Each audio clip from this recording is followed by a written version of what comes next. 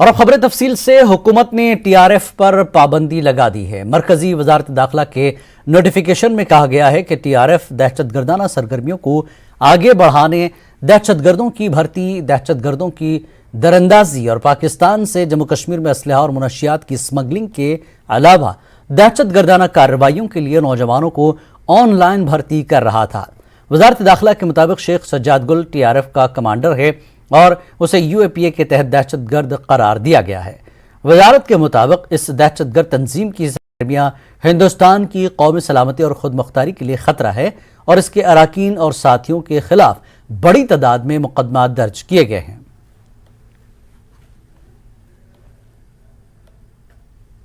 सरकार ने टीआरएफ को बैन किया है, जो एलईटी की एक प्रॉक्सी है और एलईटी का ही एक्सटेंशन है। उन्हें इस बैन के पीछे मकसद है क्योंकि ये बहुत बड़े पैमाने पर टेररिस्ट एक्टिविटीज़ में इंडल्ज कर रहे थे और जो देश की सॉवरेनिटी और सिक्योरिटी के लिए हानिकारक था। ये ग्रुप जो है 2019 में खड़ा हुआ और बहुत बड़े पैमाने पर ये ऑनलाइन रिक्रूटमेंट कर रहे थे यूथ की, जिसके द्वारा वो टेररिस्ट एक्टिविटीज़ को सारा बढ़ावा दे रहे थे, इन्फिल्ट्रेशन की मदद कर रहे थे और साथ ही साथ वेपन्स और ड्रग्स जो है पाकिस्तान से उनके लिए भी हर प्रकार की मदद कर रहे थे।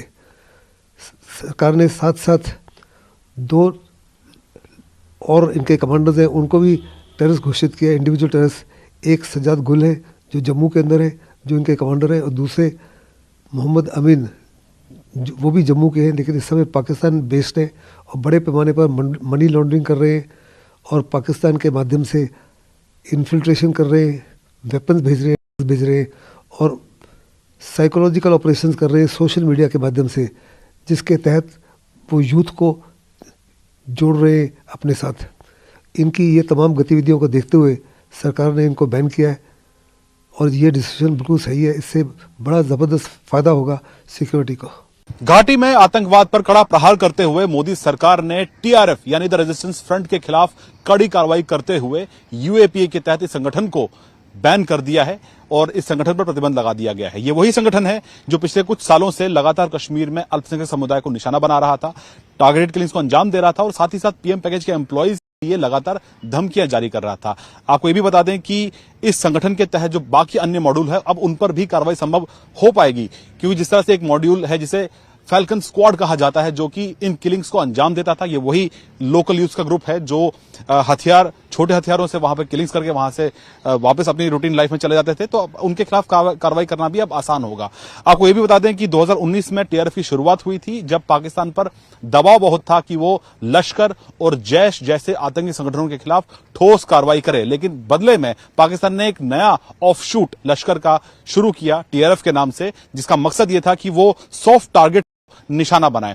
ऐसे में गृहमंत्री अमित शाह भी अपनी आखिरी बैठक जो जम्मू कश्मीर पर हुई थी उसमें उन्होंने साफ कह दिया था कि सेपरेटिज्म और टेररिज्म को समर्थन देने वाले टेरर इकोसिस्टम को पूरी तरह से ध्वस्त करना होगा। तो ये उसी दिशा में उठाया हुआ एक बहुत बड़ा कदम है। कैमरा पर्सन कार्तिक के साथ शैलेंद्र वांगू, न्यूज़ 18 नेटवर्क, नई दिल्ली। एक और कदम उठाते हुए वजारत दाखिला ने जम्मू कश्मीर से ताल्लुक रखने वाले मोहम्मद अमीन उर्फ अबू खुबैब को दहशतगर्द करार दिया है। अबू खुबैब इस वक्त पाकिस्तान में एक इनफरादी दहशतगर्द के तौर पर रह रहा है। वो लश्कर तैयबा के लॉन्चिंग कमांडर के तौर पर काम कर रहा है। उसने सरहद पार एजेंसियों के साथ गहरे ताल्लुकात इस्तेवार किए हैं। वो जम्मू कश्मीर के जम्मू खित्ते में लश्कर की दहशतगर्दाना सरगर्मियों को जिंदा करने और बढ़ाने में अहम किरदार अदा कर रहा है। खुबैब सरहद पार से जम्मू कश्मीर में दहशतगर्दाना हमलों, हथियारों और धमाका खेज मवाद की सप्लाई और दहशतगर्दी की फंडिंग में भी मुलविस रहा है।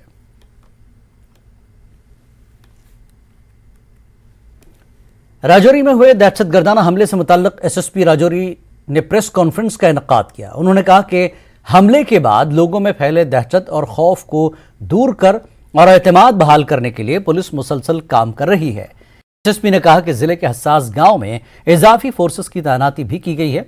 वहीं उन्होंने कहा कि वीडीसी को बहाल करने पर भी काम किया जा रहा है, जबकि पूरे जिले में पेट्रोलिंग और सर्च ऑपरेशन में तेजी लाई गई है। हमारे साथ एसएसपी रजौरी हैं मोहम्मद असलम साहब। सर, ट्रूप्स की किस तरह से मोबिलाइजेशन की गई है, क्योंकि सर्च ऑपरेशन मुख्तलिफ इलाकों में चलाया गया है इस वक्त। जो डांगरी के इंसिडेंट के बाद अब देखने में आया है कि जो एडिशनल ट्रूप्स हैं सीआरपीएफ के वो भी आए हैं, वो कितनी मदद है पुलिस के लिए? जो डांगरी इंसिडेंट के बाद जो है, एक तो वीडीसीज को जो है स्ट्रेंथन किया जा रहा है, उनको नया आर्म्स एम्युनिशंस और जहां जरूरत अशद जरूरत है वेपन्स भी दिए जा रहे हैं। तो एडिशनल जो ट्रूप्स बुलाए गए हैं उनमें सेंसिटिव विलेजेस या माइनॉरिटी जो तबके के लोग जहां पे रह रहे हैं उन विलेजेस में और इन्फिल्ट्रेशन रूट्स पे जो है वो डोमिनेशन, एम्बुशेस और जो है वो मूवमेंट वगैरह ट्रूप्स की रहेगी और एरिया डोमिनेट किया जाएगा और जो टेररिस्ट वगैरह जो एंटी नेशनल एलिमेंट्स को डील किया जाएगा। सर, आज तक डांगरी में ऐसी घटना हुई नहीं, पहली दफा हुई और लोगों का कहना है कि ये पाकिस्तान नेशनल्स हो सकते हैं तो क्रॉस करके आए हैं। क्या कुछ इनपुट्स है और कहां कहां तलाशी अभियान चलाया गया है? हाँ, पूरे रजौरी में जो है जहाँ जहाँ भी जो उनके प्रेजेंस या मूवमेंट की खबर आती है ऑपरेशन चालू हैं और बहुत सारे इलाकों में जो ऑपरेशन इस टाइम चल रहे हैं। बाकी जो है पुलिस ने ऑलरेडी इस पे जो इंसिडेंट के रिलेटेड जो इसमें मुलव्वस जो लोगों के लिए जो है 10 लाख का ऑलरेडी इनाम जो है वो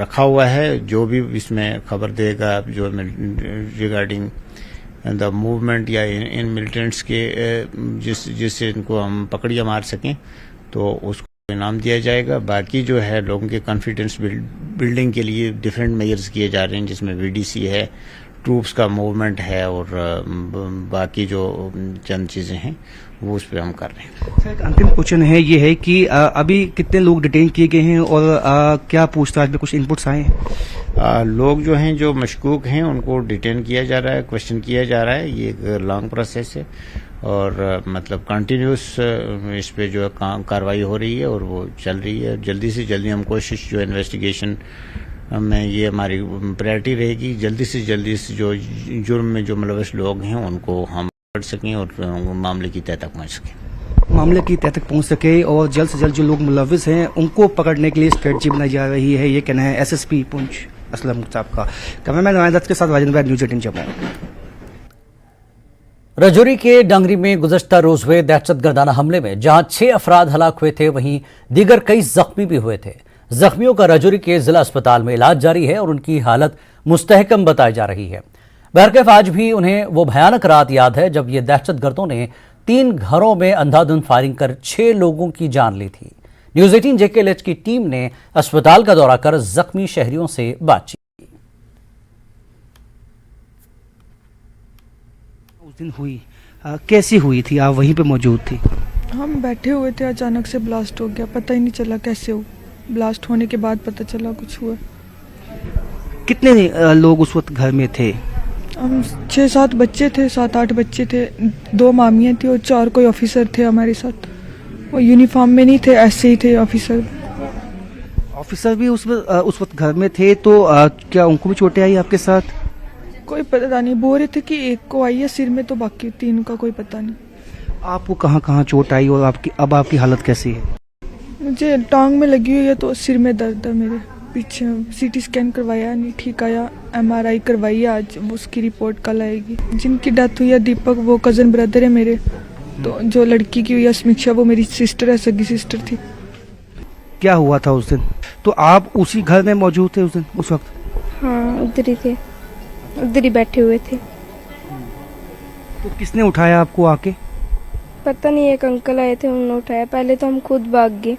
हाँ, हमने गेट बंद कर दिया, हम अंदर छुप के, फिर किसी ने आके हमें उठाया।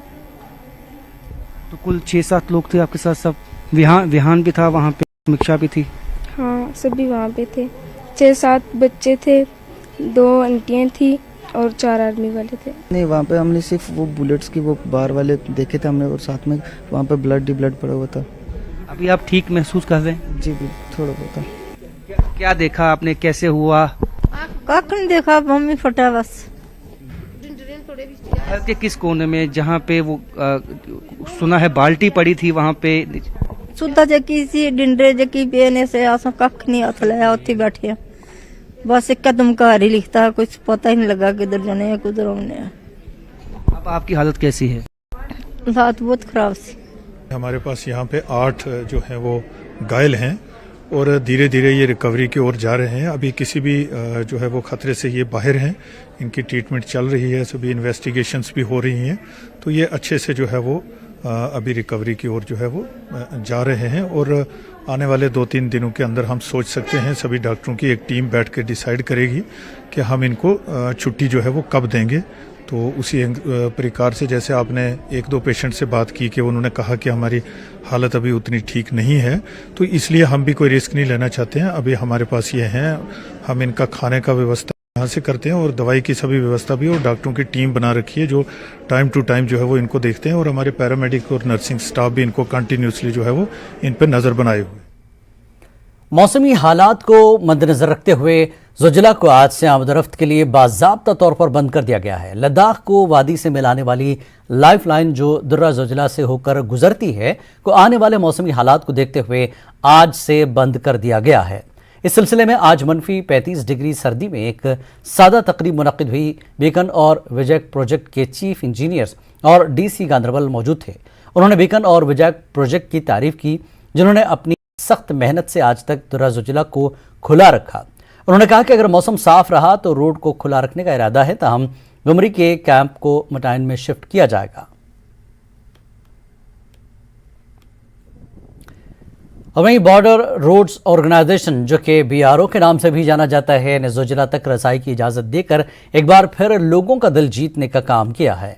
दरअसल ज़ोजी पहाड़ी दुर्रा रुमा माह की 6 जनवरी तक खुला रहा। यह पिछले साल 3 जनवरी तक भी खुला गया था।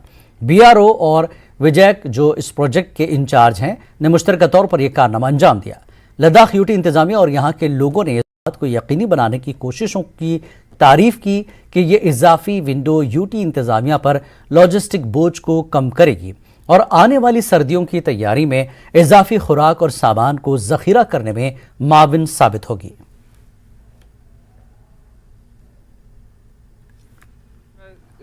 UT ऑफ JNK और UT ऑफ लद्दाख के पब्लिक के लिए हम ये कम्युनिकेशन स्ट्रेटेजिक रोड खोल के रखें। मैक्सिमम लास्ट टाइम हमने 4 तारीख तक खोल के रखा था और अभी हम पूरी कोशिश करके एक्सटेंड करके कल 7 तारीख से 7 जनवरी से हम क्लोज करने की प्लानिंग कर रहे हैं, ताकि जो यहाँ पे लोकल कम्युनिकेशन, लोकल सप्लाईज वो अभी तक जारी रखी है हमने किसी पूरा प्लानिंग करके, स्नो क्लियरेंस करके। एंड आगे भी हम देखेंगे कि आने वाले वक्त में स्नो क्लियरेंस हम लगातार करते रहेंगे, ताकि हम जल्दी से जल्दी खोलने की कोशिश करें। फायदा बहुत हुआ है, क्योंकि जब तक हमारी आर्मी, हमारी लोकल फॉर्मेशन का रिक्वायरमेंट था कि आप खोल के रखें, हमने उनकी प्लानिंग और उनके लिए हमने सुविधा की है कि उनकी सप्लाईज और उनकी मूवमेंट ऑफ ट्रूप्स और जो भी है उसके लिए हम ये रोड, स्ट्रेटेजिक रोड को ओपन रखें। एंड हमारी कल भी बात हुई थी फॉर्मेशन हेडक्वार्टर से, दे आर हैप्पी कि अभी तक हमने खोल के रखा। वो बहुत खुश हैं कि आपने लास्ट ईयर से भी अभी ज्यादा खोल के रखा है। एंड वो उम्मीद करते हैं कि हम कोशिश करके जल्दी खोलने की भी कोशिश करेंगे as compare to last year, और हमारी वो कोशिश रहेगी। चंद एक सालों से एक रिक्वायरमेंट सामने आई है, जब हमें इस पास को ज्यादा से ज्यादा वक्त तक खुला रखने की जरूरत पड़ी। और आपको कुछ अगर फिगर्स दूं तो पिछले साल 31 दिसंबर 2020 तक इस पास को खुला रखा गया। पिछले साल इसको 4 जनवरी को खुला रखा गया, 5 जनवरी को बंद किया गया था, और आज हम देख रहे हैं कि 6 जनवरी तक हम ज़ोजिला पास को खुला रखा है। सर कब तक ये ओपन रहेगा? ये आज ही मेरे ख्याल से लास्ट कॉन्वे पास हो पाएगी। कल से एक बहुत हैवी और एक प्रोलॉन्ग्ड विंटर वेस्टर्न डिस्टर्बेंस का प्रेडिक्शन है, जिसके चलते मेरी समझ से ये पास इन सर्दियों के लिए अभी बंद कर दिया जाएगा। BRO अथॉरिटीज और विजय अथॉरिटीज का भी बहुत बहुत धन्यवाद करता हूँ, और मैं लोगों से अपील भी करना चाहता हूँ कि आप सोनमर्ग भी आ सकते हैं। सोनमर्ग खुला हुआ है and this is the first time all winter हमारा सोनमर्ग खुला रहेगा। BRO is with us, the district administration is with us, and I welcome all the tourist की स्कीइंग के लिए आए, यहाँ पर आए और यहाँ पर जन्नत को देखें। LOC पर चौकसी बढ़ा दी गई है। BSF के दस्ते मुसलसल गश्त कर रहे हैं। ये तस्वीरें कश्मीर में LOC पर एक इलाके की हैं, जहां फौजी जवान एरिया डायमेंशन की मश्क में मसरूफ देखे जा सकते हैं।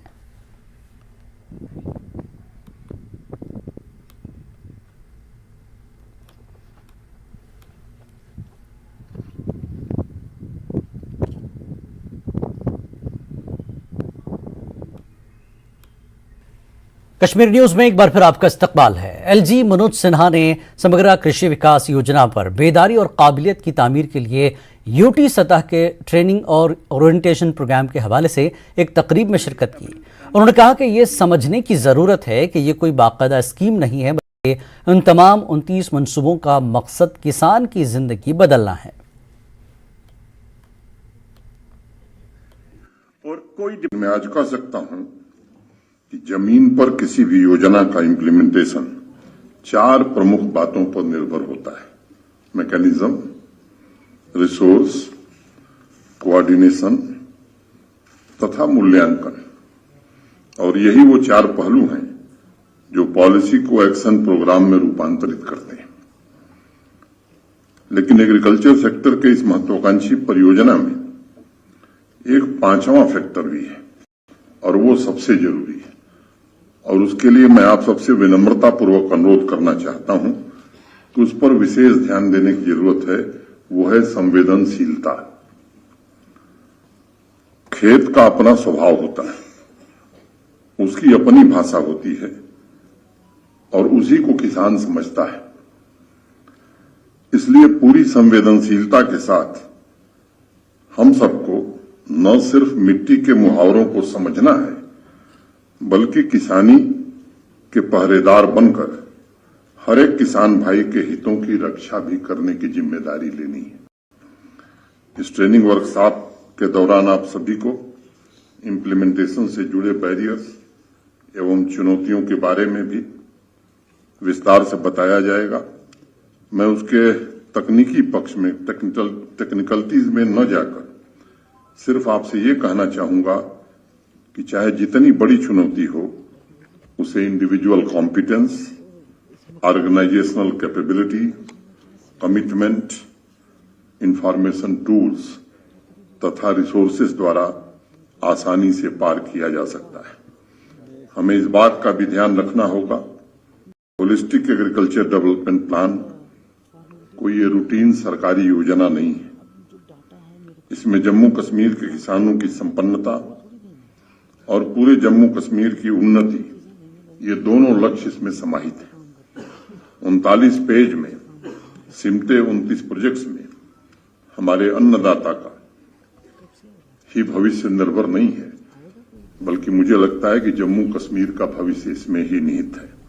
मैं समझता हूं किसान ही वास्तविक रूप से जम्मू कश्मीर का भाग्य विधाता है, और जब तक उसके परिवार की तस्वीर नहीं चमकी, तब तक जम्मू कश्मीर की तकदीर नहीं चमकने वाली है। जम्मू के अभिनव थिएटर में मुनक्कदा अमृत युवा कला उत्सव में एलजी मनोज सिन्हा शरीक हुए। इफ्तिताही प्रोग्राम में शिरकत करते हुए एलजी ने कहा कि ऐसे प्रोग्रामों से नौजवानों को टैलेंट दिखाने का मौका मिलता है। उन्होंने कहा कि नौजवान हमारे मुल्क की आबादी का 75% हिस्सा हैं और नौजवान भारत को नई बुलंदियों पर ले जा सकते हैं। उन्होंने कदीम दौर से हमारे मुल्क की अजमत के पहलुओं को उजागर किया। इसी बीच मनोज सिन्हा ने कहा कि वो नौजवान फनकारों को बताना चाहते हैं कि जम्मू कश्मीर सकाफत और इल्म का खजाना है। जम्मू कश्मीर की पहचान 55% आबादी की उम्र 25 साल से कम है और हुकूमत नौजवानों की मदद करने की कोशिश कर रही है। युवा साथियों, मुझे इसमें कोई संदेह नहीं है कि 21वीं सदी में अगर परिवर्तन का कोई सबसे सशक्त माध्यम होगा तो वो देश का युवा होगा। विकास एवं समतामूलक समाज का सृजन करता अगर कोई है तो वह भी युवा है, और समाज के रूपांतरण के लिए आज सबसे ज्यादा कोई अधीर है, उत्सुक है, तो वो भी युवा ही है। मैं इस बात को भली भांति जानता हूं कि किसी भी क्षेत्र में, चाहे कला हो, स्पोर्ट्स हो, विज्ञान हो, जिस दिन युवा अपने अद्वितीय होने की क्षमता को पहचान लेगा, उस दिन से ही नई क्रांति का सूत्रपात होना शुरू हो जाएगा। हमारा युवा आधुनिकता, मॉडर्नाइजेशन, आर्थिक विकास, संस्कृति और आध्यात्मिक विरासत का मिला जुला एक अनोखा प्रतीक है, और मैं समझता हूं इस संकल्प को साकार करने के लिए 3 युवा ऊर्जा, राष्ट्रीय एकता एवं आत्मनिर्भर समाज निर्णायक साबित होंगे। हम सब जानते हैं कि आज हमारे देश की 65% से ज्यादा आबादी युवा है और हमारे लिए ये मात्र एक डेमोग्राफिक डिविडेंड नहीं है, बल्कि एक ऐसी ताकत है जो दृढ़ संकल्पित होकर नई उमंग के साथ राष्ट्र के ट्रांसफॉर्मेशन का आधार बन सकती है। बनिहाल हल्के से आए सियासी कारकुनों ने डेमोक्रेटिक प्रोग्रेसिव आज़ाद पार्टी में शमूलियत इख्तियार की। हैदरपुरा श्रीनगर में गुलाम नबी आज़ाद की रिहाइशगाह पर यह प्रोग्राम रखा गया था। बानिहाल के रहने वाले ये मुताद्दिद कारकुनान पहले कांग्रेस से वाबस्ता थे। बानिहाल हल्के से कांग्रेस के सीनियर लीडर रहे डॉक्टर आसिफ खांडे अपने सैकड़ों कारकुनों के साथ डीएपी में शामिल हो गए। इस मौके पर गुलाम नबी आज़ाद ने तमाम का अपनी पार्टी में खैर मकदम किया। गुलाम नबी आज़ाद ने कहा कि वो फिर आवाम की खिदमत करने को तैयार हैं, क्योंकि हुक्मरान तबके के लोग आवाम के मुतालबात पूरे करने में नाकाम रहे हैं, इसीलिए उन्हें मैदान अमल में उतरना पड़ा है। डॉक्टर आसिफ साहब बानवाल के हैं, कांग्रेस में थे 20 सालों से। पहले तो ओरिजिनल इनके वालिद साहब नेशनल कॉन्फ्रेंस में थे, लेकिन मैंने ही इनके भाई को ज्वाइन कराया था कुछ साल पहले और तब से कांग्रेस थी। कांग्रेस की पूरी सिस्टम को वहाँ चलाते थे, इलेक्शन लड़वाते थे, असेंबली का भी, पार्लियामेंट का। तो आज ये अपने सैकड़ों साथी तो यहाँ आए, वैसे तो हज़ारों साथियों के साथ मेरी पार्टी ज्वाइन की। आसिफ साहब का, इनके सभी साथियों का बहुत बहुत वेलकम करता हूँ, खुश आमदीद करता हूँ।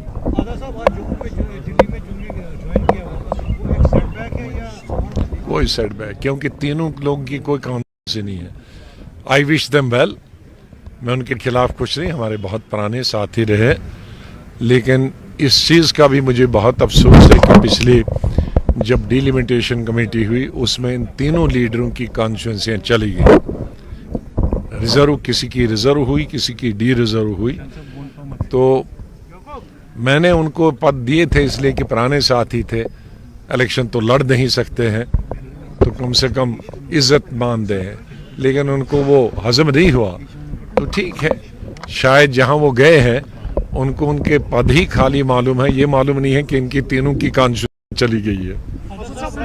उन्होंने बताया कि आजाद साहब ने ज्वाइनिंग के वक्त यहाँ पर हमें सब्ज बाग दिखाए थे, उसके हवाले से बताइए सर। अभी तो इलेक्शन हुए नहीं, सब्ज बाग तो यही थे ना, जब इलेक्शन होंगे ना।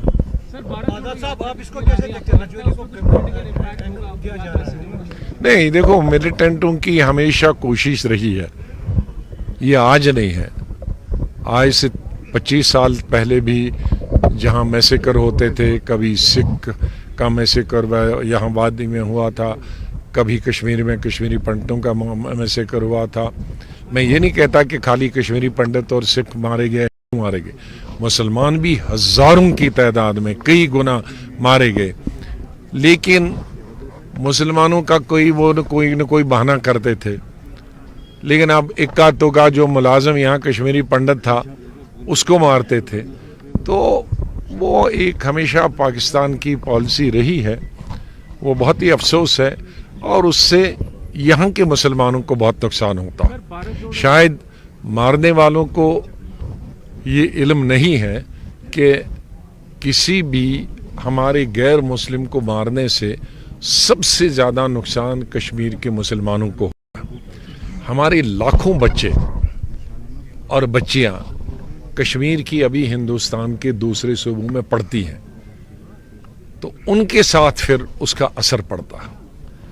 तो मैं समझता हूं कि कश्मीरी अवाम भी इस बात को नहीं समझते, क्योंकि मैं दिल्ली में रहता था तो मुझे शिकायतें आती थी कहीं बेंगलोर से, कहीं यूपी से, कोई दूसरे, कि देखो वहाँ वारदात हुई है हिंदू भाइयों के साथ, तो यहाँ अभी हमें डर लगता है, खौफ लगता है। लिहाजा इस बात का हमें एहसास होना चाहिए कि कभी अगर एक हिंदू को मारा जाता है तो लाखों हमारे लड़के लड़कियां जो कश्मीर के हिंदुस्तान में पढ़ते हैं उनके लिए हम आफत तैयार करते हैं। जम्मू कश्मीर के कुछ लीडरों ने कुछ अरसा कबल कांग्रेस छोड़कर गुलाम नबी आज़ाद की पार्टी में शमूलियत इख्तियार की थी, लेकिन अब उन्होंने घर वापसी करके आज दिल्ली कांग्रेस हेडक्वार्टर में कांग्रेस जनरल सेक्रेटरी केसी वेणुगोपाल, जम्मू कश्मीर इंचार्ज रजनी पाटिल और पवन की मौजूदगी में दोबारा कांग्रेस में शामिल हुए। ठाकुर बलवंत सिंह, विनोद शर्मा, सुभाष भगत, बद्रीनाथ शर्मा, प्रभात शर्मा समेत 17 बड़े लीडर आज कांग्रेस में वापस आ गए हैं। जम्मू कश्मीर के बड़े नेताओं की आज कांग्रेस में वापसी हुई है। ताराचंद जी हमारे साथ मौजूद हैं। ताराचंद जी, ये बताइए क्या वजह रही कि छोड़ कर गए थे, इतने सारे लोग गए थे और उससे भी ज्यादा लोगों को लेकर वापस आए हैं, तो क्या वजह रही? देखिए, जैसे मैंने पहले कहा कि हमने सारी उम्र जो है वो कांग्रेस पार्टी में दी है और कांग्रेस ने भी मुझे 4 दफा असेंबली का टिकट दिया, मैंडेट दिया पार्टी के इलेक्शन लड़ने के लिए। सीएलपी लीडर मुझे बनाया, 6 साल में स्पीकर रहा, 6 साल डिप्टी चीफ मिनिस्टर रहा, तो कांग्रेस पार्टी की वजह से हमसे जो फैसला हो गया वो जल्दबाजी में जज्बात में आके हमने वो फैसला ले लिया, जो कि गलत फैसला था। आज हमने उस पर विचार किया कि हमें फिर कांग्रेस में घर वापसी करनी चाहिए। जैसे बोलते हैं सुबह का बूला शाम को घर आता है, तो उसको बूला नहीं कहते। तो ये 2 महीने के लिए लोग गए थे, अनकंफर्टेबल महसूस कर रहे थे और ये लोग सब बेसिकली सेक्युलरिज्म पे विश्वास रखने वाले हैं। जब उनको महसूस हुआ कि सेक्युलरिज्म की यहाँ कोई ख्वाहिश नहीं, गुंजाइश नहीं, तो ये लोग वापस आ गए। अगर वो विश्वास करते हैं सेक्युलरिज्म पे तो उन्होंने सोचना चाहिए। ये सब राहुल गांधी जी की जो सैलाब जो आ रहा है, जो कन्याकुमारी से लेके बहुत सारे लोग जो राजनीति में भी नहीं है भी सब उनसे जुड़े जा रहे हैं। महिला हो, वृद्धा हो, गरीब हो, बड़ा हो, सब लोग उनको गले लग रहे हैं। और राहुल जी को जो बोल रहे थे, राहुल जी को जो बदनाम करने का षड्यंत्र किया था आरएसएस ने, उसको बिल्कुल झूठा ठहरा के, उसको झुटला के राहुल जी आगे जा रहे हैं। क्योंकि हर एक की अफादत होती है, हर एक की काम करने का तरीका होता है और मुझे लगता है कि असर पड़ेगा या न पड़े ये वक्त ही फैसला करेगा। आजाद साहब से कुछ कहेंगे? नहीं, मैं आजाद साहब को कहना चाहता हूं कि आप भी रिकंसिडर करें और अपने घर वापस आए। बीजेपी अगर इलेक्शन के लिए तैयार होती, आज 9वां साल चढ़ गया जम्मू कश्मीर में विदाउट इलेक्शन। वो कौन डिलाई कर रहा है? वो बीजेपी कर रही है। कब 1 साल होने लगा डिलिमिटेशन कमीशन की रिपोर्ट को, वो भी तो उन्होंने फ्रॉड किया उस डिलिमिटेशन में। वो तो आरएसएस कमीशन था, वो कौन सा डिलिमिटेशन कमीशन था? सबसे ज्यादा डेमोक्रेसी का अगर गला घूंटा जाता है वो जम्मू कश्मीर में, क्योंकि वहां चुनाव ही नहीं होते हैं। अपनी मर्जी से सरकारें चला रहे हैं ये लोग और आगे भी इनको करने का इरादा नहीं है। अब तो असेंबली इलेक्शन उन्होंने दोबारा ताक पे रख के अब बोलते हैं अब पंचायतों के करें। अरे पंचायतों के 3 बार हुए, जब से असेंबली हुए हैं उसके बाद पंचायतों 3री बार हो रहे हैं। असेंबली कराओ, खुद लोग आपको जूते देंगे, बताएंगे कि भैया तुमने 9 साल लोगों के साथ क्या किया, कौन से लोगों को जॉब दिया, कौन सी डेवलपमेंट की, कौन सा जम्मू को आपने चमकाया। तो इलेक्शन तो करते नहीं है। आपको किसने बोला बीजेपी इलेक्शन के लिए तैयार है? मुझे नहीं लगता है आगे 10-15 साल भी ये लोग जम्मू कश्मीर में इलेक्शन कराएंगे। कश्मीर न्यूज में एक बार फिर आपका इस्तकबाल है। पीपुल्स कॉन्फ्रेंस की जानिब से टाउन हॉल बिरवा में आवामी जलसे का एहतमाम किया गया। पीपल्स कॉन्फ्रेंस के senior leader Abid Ansari, senior leader Mohammad Abbas Wani, senior leader Nizamuddin Bhat, Shaukat Ahmad Wani, Manzoor Ahmad वानी के अलावा दीगर लीडरान ने इजलास में शिरकत की। निजामुद्दीन भट्ट, आबिद अंसारी और मोहम्मद अब्बास वानी ने कहा कि लोग अब जान चुके हैं कि जम्मू कश्मीर में पीपल्स कॉन्फ्रेंस ही वाहिद सियासी पार्टी है जो लोगों की उमंगों पर खरा उतरेगी। उन्होंने कहा कि पीपल्स कॉन्फ्रेंस लोगों को दूसरे सियासी जमातों की तरह झूठे वादे नहीं कर रहे हैं, बल्कि हक पर मबनी सियासत से रोशनास करा रहे हैं। इन लीडरान ने लोगों से होशियार रहने और सियासी धोखेबाजों से दूर रहने की अपील की है कि लोग अब पॉलिटिकली बिल्कुल अवेयर हैं और वो अच्छे बुरे में तमीज़ करना जानते हैं। जो कारवान ऑफ चेंज लोन साहब की क़यादत में चल रहा है, सजाद साहब की, और इसके साथ जो बड़े ही सरकर्दा शख्सियात जुड़ी हैं, इमरान साहब और दूसरे लोग, मुझे उम्मीद है लोग उन पर भरोसा करते हैं और इसी वजह से आज जो ब्यूरो में जलसा हुआ बड़ा ही कामयाब जलसा, लोगों की अच्छी खासी तादाद थी। इस ठिठुर गर्दी में वो घंटों बैठे अपने लीडरों का इंतज़ार किया, उनकी बात सुनी और ये एक अंदिया है कि लोगों का एतमाद पीपल्स कॉन्फ्रेंस पे बढ़ रहा है। एआईसीसी मेंबर और प्रदेश कांग्रेस कमेटी की सेक्रेटरी परवीन सरवर खान ने मेंढड़ में मीडिया नुमाइंदों से बात की। उन्होंने इस दौरान जिला राजौरी के ढांगरी में टारगेट किलिंग की मजम्मत की। परवीन सरवर खान कहती हैं कि इस दुख की घड़ी में वो मुतासरा कुंबे के साथ हैं। उनका कहना था कि अब वक्त आ गया है कि जो भी मुल्क ऐसी हरकत करवा रहा है उसके खिलाफ सख्त कार्रवाई की जानी चाहिए और उन दुश्मनों को मुंह तोड़ जवाब दिया जाए। एआईसीसी मेंबर का कहना था कि वो मुल्क की सिक्योरिटी फोर्सेस के साथ हैं, क्योंकि वही लोग हर रोज जम्मू कश्मीर में दहशतगर्दी का बहादुरी से मुकाबला कर रहे हैं। देखिए, सबसे पहले जो राजौरी के डांगरी इलाके में ये जो हादसा हुआ, ये जो दरिंदगी भरा हादसा जिसमें हमारे नहते बेगुनाह लोगों को मारा गया, गोलियों से छलनी किया गया और जिसमें 4 साल का बच्चा भी शामिल है, उसकी हम पुरजोर मजम्मत करते हैं और ये मांग करते हैं सरकार से कि इस हादसे की आला से आला सतह पर तहकीकात हो, ताकि यहाँ की जनता को और आपको भी हमको भी ये पता चले कि इसके पीछे किन ताकतों का हाथ है, किन लोगों की साजिश है। और हम ये भी मांग करते हैं कि जो लोग इसमें मुलव्वस हैं, किसी भी संगठन से हों, किसी भी मुल्क से हों, उनके साथ सख्त से सख्त कार्रवाई की जाए, कड़े से कड़ा रुख अपनाया जाए और मुंहतोड़ जवाब देना चाहिए। SKICC श्रीनगर में आज सूफीज़म और ब्रदरहुड पर एक इंटरनेशनल कॉन्फ्रेंस रखी गई थी। मुख्तलिफ मुल्कों से और भारत के मुख्तलिफ मकामात से आए अमन के सफ़ीरों ने इस कॉन्फ्रेंस में शिरकत की और अमन भाईचारे के लिए जिद्दोजहद करने की ज़रूरत पर जोर दिया। सूफी स्कॉलर्स ने शुरका से कहा कि वो मुख्तलिफ बरादरियों के दरमियान इत्तेहाद व भाईचारे के लिए काम करें। मुकर्रिरीन ने कश्मीर की सूफियाना रिवायात और गुज़श्ता 30 बरसों में कश्मीरी प्लूरलिस्ट सोसाइटी को होने वाले नुकसानात पर रोशनी डाली।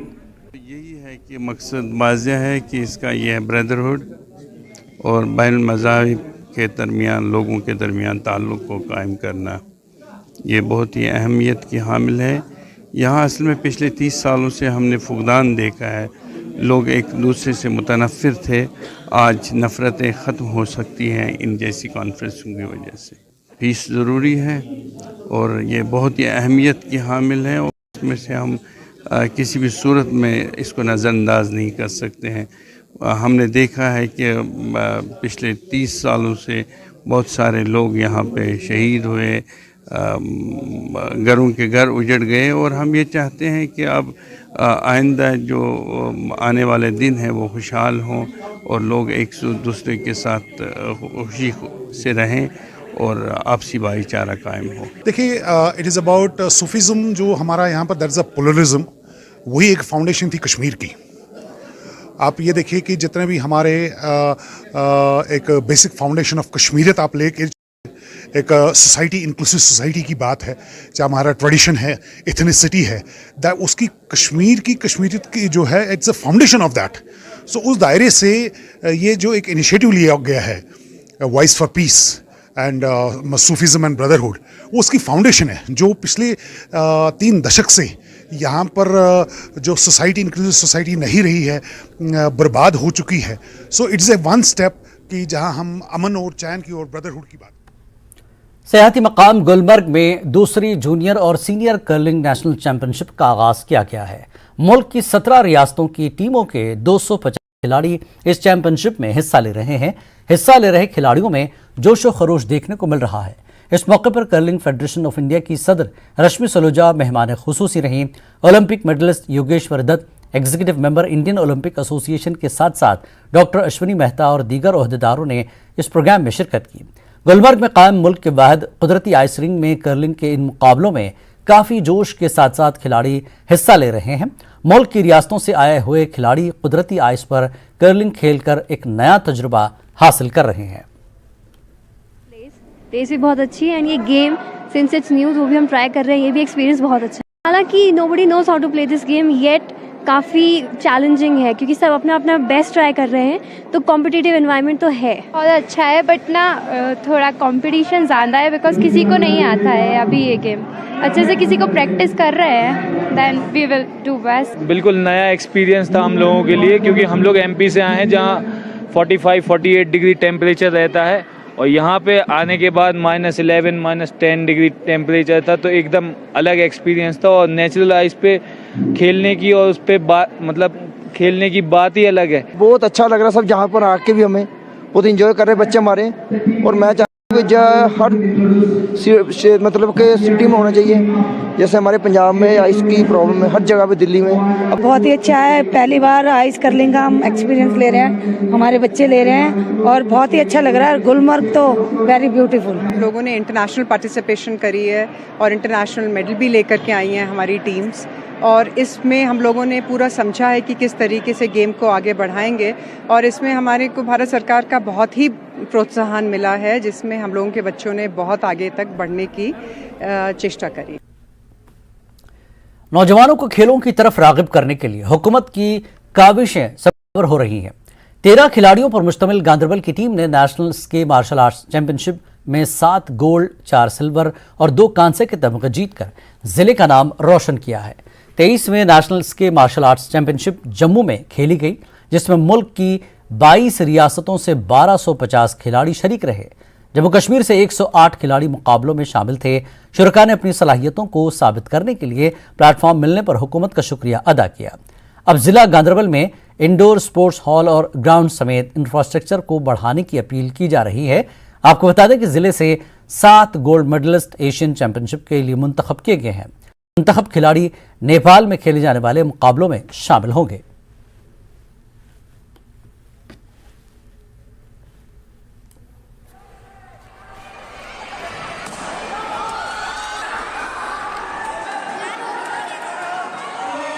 बहुत बड़ी फ़ख्र की बात है गांदरबल से इस बार 13 पार्टिसिपेंट्स जो थे, जो हमारी यूटी की टीम थी 108 में, उसमें 13 गांदरबल से थे और 13 के 13 बच्चों ने मेडल्स हासिल किए, जिसमें हमारे पास 7 गोल्ड है, 4 सिल्वर है और 2 ब्रॉन्ज़ है।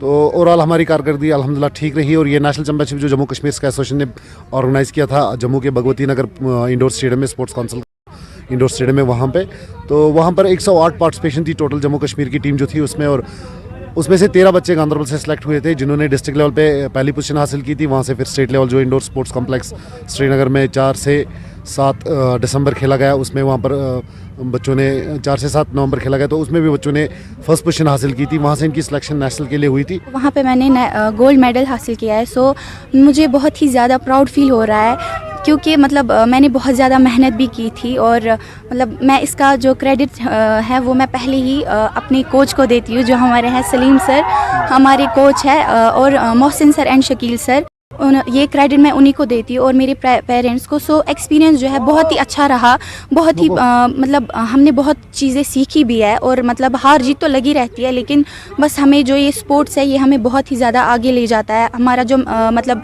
जैसे मेंटल डिप्रेशन होता है किसी को, तो अगर वो स्पोर्ट्स ज्वाइन करता है तो वह मेंटल डिप्रेशन भी कम हो सकता है। जैसे कि हम देख रहे हैं आजकल ड्रग एडिक्शन होती है ज़्यादातर, या फिर सुसाइड केसेस ज़्यादा दिखते हैं हमारी कश्मीर में, हमारे ऑल ओवर इंडिया में। सो अगर हम मतलब अनएम्प्लॉयमेंट की वजह से ज़्यादातर डिप्रेशन होता है, तो अगर एक इंसान मतलब स्पोर्ट्स ज्वाइन करेगा तो उसकी वजह से मतलब डिप्रेशन जो है वो कम भी हो सकता है। सो मेरे हिसाब से जो मतलब मैंने ये स्पोर्ट्स ज्वाइन किया है, मुझे बहुत अच्छा लग रहा है। तो यहाँ पे बहुत सारी कमियाँ है सर, क्योंकि पहले तो हमें अकोमोडेशन जो कि हमारे जो यहाँ पे मौसम होता है, कि वो आपको पता है कश्मीर का जो मौसम होता है सर वो ठीक रहता नहीं सर।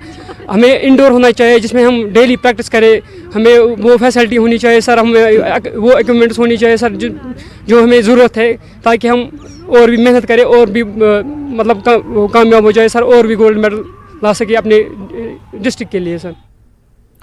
बारामूला टैक्सी मालिकान यूनियन के बैनर तले ट्रांसपोर्टर्स ने टैक्सी स्टैंड में खामोश एहतजाजी मुजाहरा मुनज़्ज़म किया। उन्होंने अपने साथ सौतेला सलूक किए जाने का मुतल्लका हुक्काम पर इल्ज़ाम आयद किया और कहा कि इंतज़ामी अफसरों के रवैये के नतीजे में गरीब ट्रांसपोर्टर्स का ज़रिए माश मुतासर हो रहा है।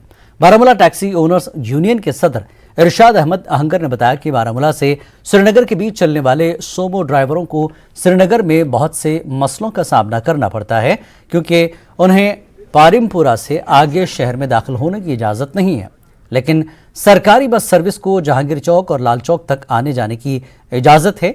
उन्होंने सवाल किया कि क्या बड़ी बसें आने से शहर श्रीनगर में ट्रैफिक जैम का मसला नहीं हो रहा है। पाबंदियों के नतीजे में कारोबार मुतासर होने की उन लोगों ने शिकायत की। इन ड्राइवरों ने 1 साल से मुस्तकिल आरटीओ नहीं होने की शिकायत भी की। इन लोगों के मुताबिक इंतजामिया के इल्म में लाने के बावजूद उनकी ज़रूरी कागजात बनाने के इक़दाम नहीं किए गए हैं। जायज़ मसलों को दूर करने पर उन्होंने जोर दिया और धमकी दी कि अगर मुतालबात पूरे नहीं हुए तो आइंदा हफ्ते वो दो रोज़ की हड़ताल पर जाएंगे। हर दफ्तर हर ऐवान में गए गवर्नमेंट के पास, हमारे मसले बहुत है। उसमें मेन जो आरटीसी गाड़ियाँ यहाँ से नॉर्थ कश्मीर से साउथ से गाड़ियाँ बटमालन जा रही है, जो हमारी छोटी गाड़ियाँ हैं इन पर पाबंदी है। इस पर हाई कोर्ट ने एक पाबंदी लगाई कि जो भी कोई पैसेंजर गाड़ी है वो लाल चौक या बटमालू नहीं जाएंगे। हम उस आर्डर का फॉलो करते हैं, मगर मनमानी से लाल चौक जा रहे हैं और हमारी जो गाड़ियाँ हैं हम इधर खड़े दिन भर रहते हैं, क्योंकि जिस पैसेंजर साहिबान को गाड़ी लाल चौक तक मिलते हैं वो हमारी गाड़ी में नहीं चढ़ते। वो बोलते हैं आपकी गाड़ी मंडी तक है, तो हमें आरटीसी गाड़ी लाल चौक तक है। उनने पिछली बार मीटिंग ली थी हमारी, उनने ये फैसला लिया कि अगर गवर्नमेंट हमारे मुतालबात पूरे नहीं करेगी ये मंडे और ट्यूसडे तक, तो मंडे और ट्यूसडे के बाद हम हड़ताल पर 2 दिन के लिए जाने के लिए मजबूर होकर जा रहे हैं, क्योंकि हमारी कोई सुनवाई नहीं हो रही है। जिस ऐवान में भी जाते हैं हमें वहाँ ठोकरें खानी पड़ती है। हमारे कागजात हैं, अगर ये कागजात नहीं किए जा रहे हैं, आरटीओ साहब हैं, आरटीओ साहब 1-2 दिन बैठते हैं यहाँ पर, हमारी गाड़ियों की फिटनेस खत्म हो रही है, हम जाते हैं वहाँ फिटनेस करने के लिए, वो पेंडिंग है वहाँ। वो उधर आरटीओ साहब की कमजोरी नहीं है, वो एडमिनिस्ट्रेशन की कमजोरी है। जिसने एडमिनिस्ट्रेशन है वहाँ आरटीओ हमारे बारामूला नहीं। सीआरपीएफ की जानिब से कश्मीर में अंदरूनी सलामती के साथ साथ खेलकूद को भी फरोग दिया जा रहा है। पुलवामा में सीआरपीएफ की 183 बटालियन की जानिब से नेहामा से ताल्लुक़ रखने वाली लड़की शारिया मंजूर को माली मदद फराहम की गई है। शारिया मंजूर एक सीनियर बॉक्सर हैं। सीआरपीएफ के सीईओ ने शारिया मंजूर को 10,000 रुपए की इमदाद फराहम की ताकि उसके आगे बढ़ने में मदद हासिल हो सके। सीईओ का कहना है कि सीआरपीएफ आइंदा भी मोहताज और अफराद और खेल कूद को फरोग देने के लिए मदद के लिए सामने आती रहेगी।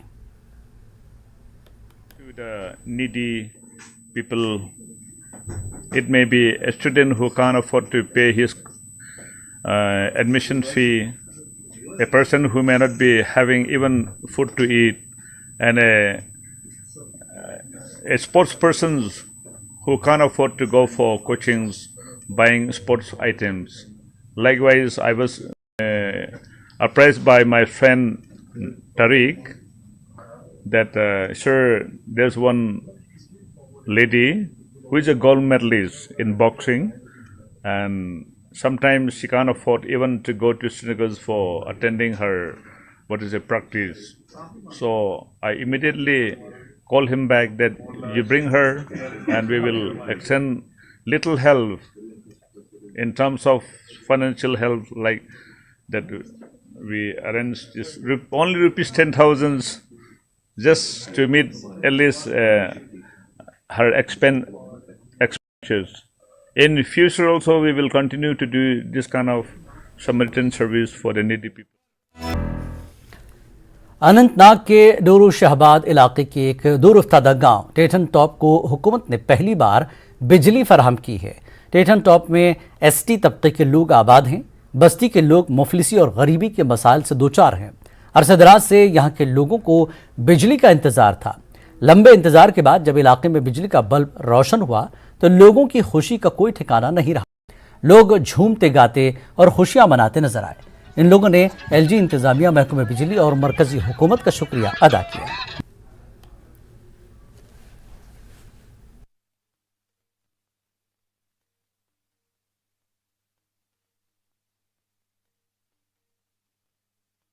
आज पहली दफा हमने बिजली का बल्ब देखा है, लाइट दिखी है। पहले तो अंधेरे में थे हम, तो आज बहुत खुशी मनाएंगे। हम बहुत खुशी मनाया। बच्चे भी अच्छे तरीके से पढ़ेंगे। तो बहुत दिक्कत आती थी पढ़ने में बच्चों को, तो वो लस्सी जलाकर हम एक बंदे की सवारी होती थी, हम लस्सी जलाते रहते थे, तो बच्चे पढ़ते रहते। तो कभी बच्चे का याद होता था, कभी नहीं होता था, बहुत दिक्कत आती थी। इसमें स्कूल में भी बड़ी बहुत दिक्कत है। तो बिजली डिपार्टमेंट वालों को हमें बहुत शुक्रगुजार हैं, तो जिन्हें बिजली दी यहाँ पहुँचाई। डीसी साहब का भी बहुत शुक्रगुजार है और गवर्नमेंट का भी बहुत शुक्रगुजार है। बहुत खुशी महसूस हुई, बहुत खुशी। पहली बार हमने आज बिजली का बल्ब देखा। आप मैं शुक्रगुजार हूँ, गवर्नमेंट का बहुत शुक्रगुजार हूँ कि आज हमने पहली बार बिजली देखी, पहली बार बिजली का बल्ब देखा। और हमें बच्चे पढ़ते थे यहाँ, मतलब पहले लकड़ी जलाते थे वो लकड़ी जलाकर हम पढ़ाई करते थे। 4-4 फुट बर्फ होती थी, हमें 8 दिन और 10 दिन लग जाते थे मोबाइल चार्ज करने में। पहाड़ी इलाका है, हमने यहाँ आज पावर लाया है। इन्होंने ये बहुत कठिन काम था, मगर सरकार की स्कीमों और उनकी काविशों की वजह से, जैसे गवर्नर साहब और एमडी साहब, हमारे चीफ इंजीनियर साहब, हमारे एग्जीक्यूटिव इंजीनियर साहब, हमारे AEE साहब, जेई साहब और खासकर हमारे जो फील्ड मुलाजिम थे, इन्होंने बहुत कोशिश की। और नहीं तो ये बहुत सख्त काम था यहाँ पावर चलाना, क्योंकि यहाँ पर कोई सड़क वड़क का रास्ता नहीं है। ये सारा हमको हेड लोड के जरिए यहाँ पहुँचाना, यहाँ सारा सामान। और आज हमने बिलाकर आज हम यहाँ कामयाब हुए हैं यहाँ पावर चलाने में, और लोग भी बहुत खुश है क्योंकि इन्होंने आज यहाँ पहली दफ़ा पावर देखा है। महकमे मौसमियात की पेशगोई के चलते कुलगाम इंतजामिया मुतारिक हो गई है और इस सिलसिले में मुख्तलिफ इक़दाम किए जा रहे हैं। दमहाल हाजीपुरा के पहाड़ी और मैदानी इलाकों में मुकीम लोगों को मुश्किलों से बचाने की कोशिश की जा रही है। दमहाल हाजीपुरा इलाके में रिहायश पजीर लोगों की सहूलत के लिए इंतजामिया ने हंगामी इक़दाम किए हैं। लोगों ने जितने भी डिपार्टमेंट से उन्होंने मेहनत करके, उसमें DC साहब ने भी बड़ा अप्रिशिएट किया पूरी टीम को। तो सुबह जब लोग उठे तो तकरीबन मैक्सिमम जो रोड्स हमारे थे, मेन रोड्स, वो हमने क्लियर कर दिए थे सुबह अर्ली 7 बजे से पहले ही किए थे। तो इसमें अगर हम देखेंगे इस वक्त हमारे पास जो अगर मैकेनिकल जो सब डिवीजन है हमारा, ये जो भट्टीपोरा है, भट्टीपोरा में हमारा एक कैंप है जो जहां बिल्कुल 24/7 जो हमारे AEEs, JEs या जितने भी जो भी हमारे JCB ड्राइवर्स या जितने भी स्नो कटर्स वगैरह, उनके जो स्टाफ जो अमला होता है वो वहां पे 24 घंटे मौजूद होता है। तो इसमें अगर हम देखेंगे तो मैकेनिकल सब डिवीजन के लिहाज से तो हमारे पास उनके पास। कश्मीर न्यूज में फिलहाल इतना ही। आदाब।